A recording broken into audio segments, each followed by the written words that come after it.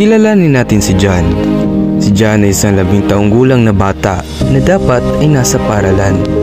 Ngunit araw-araw nasa bukid siya. Si John ay dating masigasig na estudyante, sabik matuto.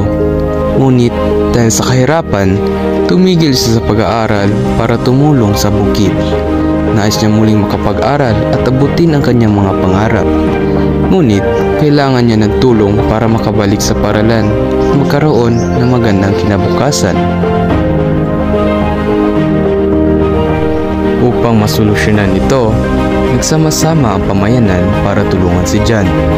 Bumisita ang dati niyang guro at si Kapitan sa kanilang bahay na nag-aalok ng libreng tutorial at modules para makabalik siya sa pag-aaral. Natutunan ng mga magulang ni John ang mga bagong kasanayan sa organikong pagsasaka at pagtitinda. Nagsimula silang magtanim ng gulay at magbenta sa palengke. Sa pamamagitan nito at sa tulong na din ng pamayanan, bumalik si John sa pag-aaral. Ngayon ay sinusundan niya ang kanyang pangarap na makatapos upang di na siya babalik sa pagsasaka sa kanyang murang edad. Si John ay isang inspirasyon at patunay na kahit ang mga batang naapektuhan ng child labor ay makakabangon at makakamit ang kanilang mga pangarap sa pamamagitan ng edukasyon at suporta ng komunidad.